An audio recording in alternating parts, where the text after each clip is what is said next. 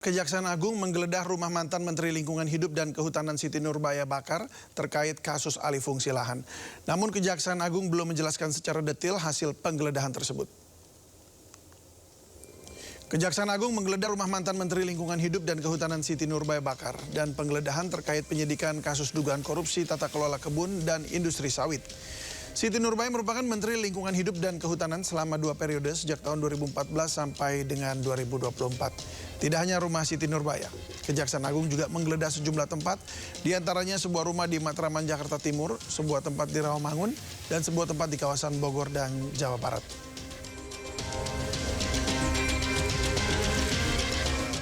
Benarkan dulu, memang ada penggeledahan ya beberapa waktu lalu, itu di beberapa tempat. Mungkin salah satunya di rumah yang disebutkan tadi. Ada beberapa yang nanya ke saya, apakah itu masalah tata kelola tambang. Itu bukan, itu adalah penyidikan tata kelola kebun dan industri sawit. Kalau penggeledahan itu kita akan mencari barang bukti dan alat bukti. Jadi tidak harus diperiksa. Jadi suatu konteks yang berbeda di situ ya. Kita di sini adalah mencari alat bukti dan barang bukti. Mantan Menteri Agama Yakut Kholil Kaumas penuhi panggilan Komisi Pemberantasan Korupsi. Yakut diperiksa sebagai saksi dalam kasus dugaan korupsi kuota haji yang menjadikannya tersangka. Gus Yakut tiba di Gedung Merah Putih KPK sekitar pukul 13:15. Mantan Menteri Agama tersebut diperiksa dalam kapasitasnya sebagai saksi kasus dugaan korupsi kuota haji. Pemeriksaan Yakut berkaitan dengan perhitungan kerugian negara yang akan dilakukan oleh BPK. Dalam sepekan ini KPK telah memanggil sejumlah saksi untuk diminta keterangan. KPK saat ini sedang melakukan perhitungan kerugian keuangan negara dengan pemeriksaan dilakukan oleh auditor BPK.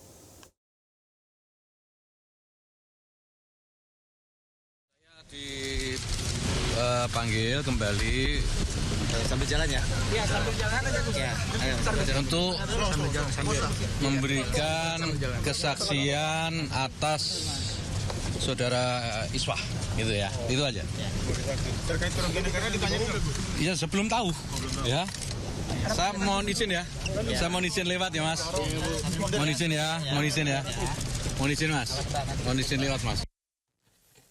Dalam melanjutkan penyidikan perkara dugaan tindak pidana korupsi berkaitan dengan kuota haji untuk penyelenggaraan ibadah haji Indonesia tahun 2023-2024, benar hari ini KPK menjadwalkan pemeriksaan kepada saudara JJG selaku Menteri Agama. Pemeriksaan hari ini dalam kapasitas sebagai saksi, di mana saksi nantinya akan dilakukan pemeriksaan berkaitan dengan kerugian keuangan negara, sehingga pemeriksaan akan dilakukan oleh auditor BPK. Hal ini juga sebagaimana pemeriksaan terhadap saksi-saksi lainnya dalam kesempatan ini, di antaranya memang terkait dengan penunjukan kerugian uang negara dalam konvensi pasal 2, pasal 3 dalam negara ini.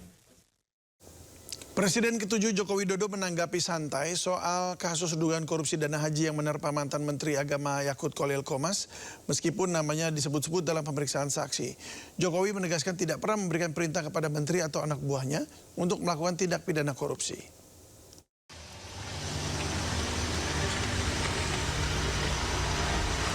Jokowi menyatakan namanya kerap dikaitkan setiap kali ada kasus yang melibatkan menteri atau mantan menteri yang pernah menjabat di era pemerintahannya.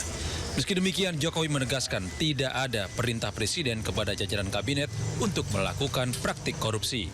Ya, di setiap kasus pasti mengaitkan dengan nama saya, karena apapun program kerja-kerja menteri pasti dari kebijakan presiden, pasti dari arahan presiden, dan juga dari perintah-perintah presiden. Tetapi tidak ada yang namanya perintah, tidak ada yang namanya arahan untuk korupsi, nggak ada. Artinya nggak heran ya Pak, misal ada yang... Ya memang itu kebijakan dari presiden. Memang itu arahan dari presiden.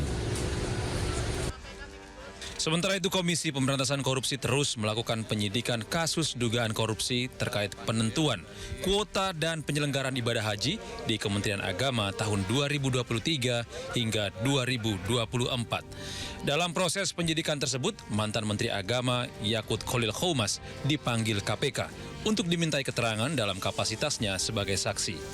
Dari Solo, Jawa Tengah, Septiantoro, iNews melaporkan.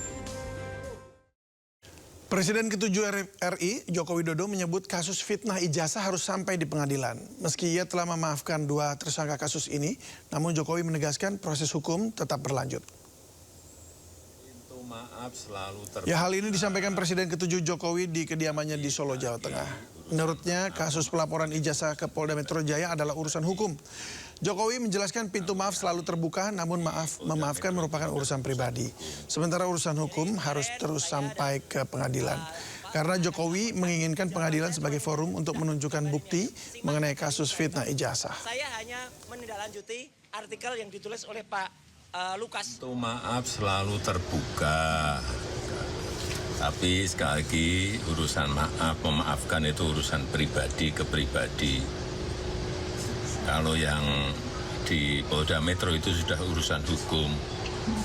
Artinya urusan pribadi ya urusan pribadi, memaafkan, tetapi urusan hukum ya urusan hukum. Dan memang harus sampai ke pengadilan.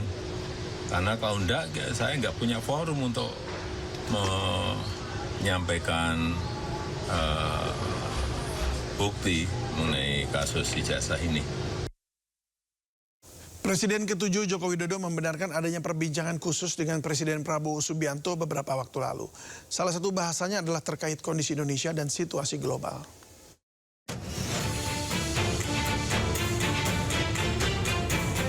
Pertemuan Jokowi dan Prabowo terjadi saat keduanya menjadi saksi nikah Sekretaris Pribadi Prabowo, Agung Surahman di Gedung Sasono Utomo Taman Mini 18 Januari lalu. Presiden Prabowo menjadi saksi mempelai pria, sementara Presiden ke-7 Joko Widodo jadi saksi mempelai wanita. Ditemui di kediamannya di Solo, Jawa Tengah, Jokowi pun mengakui keduanya sempat berbincang khusus. Meski enggan membeberkan detail pembahasan, namun Jokowi menyinggung diskusi keduanya menyangkut kondisi Indonesia serta situasi global. Pembicaraan khusus? Ya pasti ada. Pak, yang dibahas Pak. Namanya pembicaraan khusus masa disampaikan. Ya khusus juga untuk kita dan untuk saya dan Pak Prabowo. Membicarakan terkait kondisi Indonesia juga gitu enggak Pak? Iya, termasuk kemudian situasi global saat ini yang juga penuh dengan ketidakpastian. Saya kira kita patut bersyukur ekonomi masih tumbuh di atas 5, inflasi juga sangat terjaga. Yang paling penting itu, karena negara-negara lain banyak yang kesulitan mengatasi 2 hal tadi, pertumbuhan ekonomi dan inflasi. Jokowi pun menilai kondisi Indonesia saat ini masih relatif baik karena ekonomi tetap tumbuh dengan inflasi yang terkendali. Dari Solo, Jawa Tengah, Septiantoro, iNews melaporkan. Pemirsa, setelah berhari-hari tertekan, kemarin indeks harga saham gabungan dibuka menguat lebih dari 1%. Meski menguat, namun di Bursa Efek Indonesia mundur dari jabatannya. Dibuka menguat hingga lebih dari 1% di posisi 8.321 pada hari Jumat. Tak hanya itu, mayoritas saham mencatatkan penguatan. Meski menguat, Direktur Utama Bursa Efek Indonesia Iman Rahman mundur akibat anjloknya IHSG selama beberapa hari belakangan. Saya sebagai Direktur Utama Bursa Efek Indonesia dan sebagai bentuk tanggung jawab saya terhadap apa yang terjadi 2 hari kemarin, menyatakan mengundurkan diri sebagai Direktur Utama Bursa Efek Indonesia. Saya berharap ini yang terbaik buat pasar modal. Semoga dengan pengunduran diri saya ini pasar modal kita jadi lebih baik. Setelah Direktur Utama BEI, Ketua Dewan Komisioner OJK Mahendra Siregar juga resmi mengundurkan diri. Pengunduran diri dipicu rontoknya IHSG.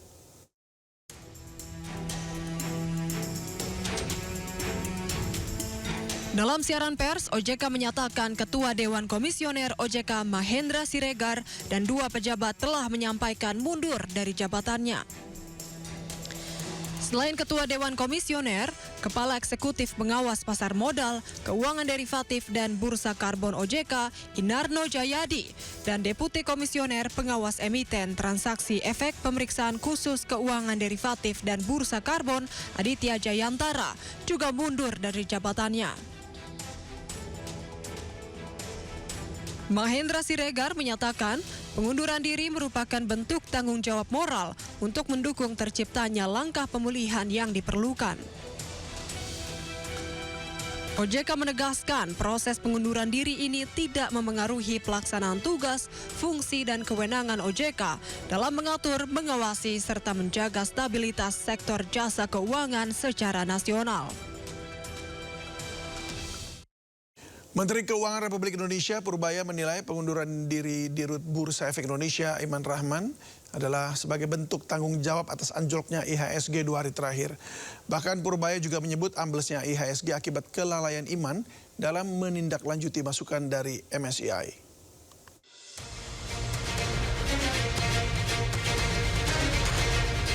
Menteri Keuangan RI Purbaya Yudi Sadewa menekankan tidak ada dampak apapun terkait pengunduran diri Iman Rahman sebagai Direktur Utama Bursa Efek Indonesia.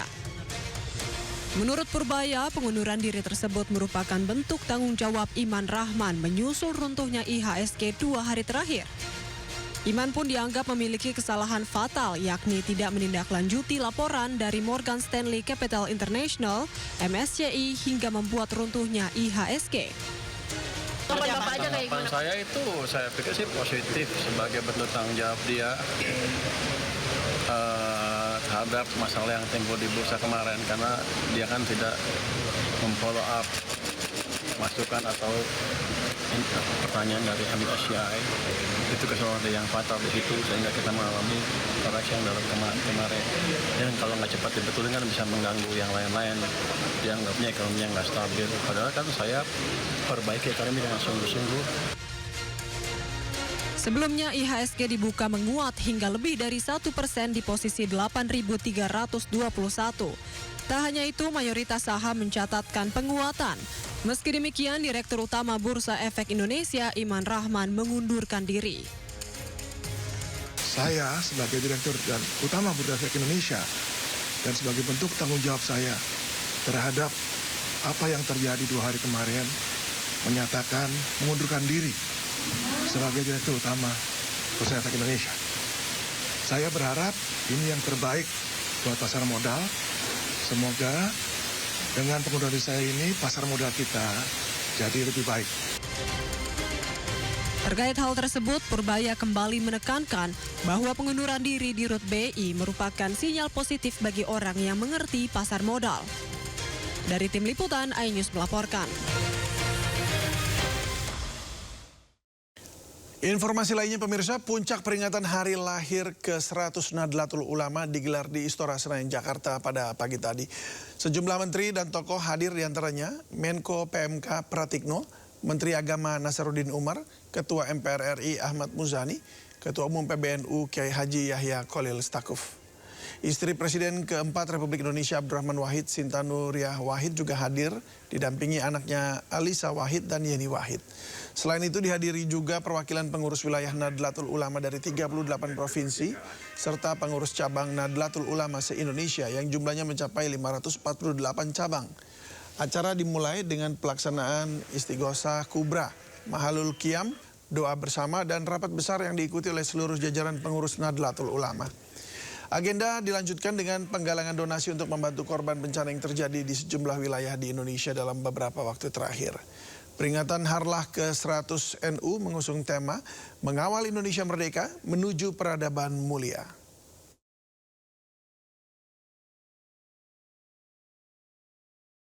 Yahya Khalil Stakuf atau Gus Yahya kembali memimpin PBNU setelah keputusan pemberhentiannya dicabut.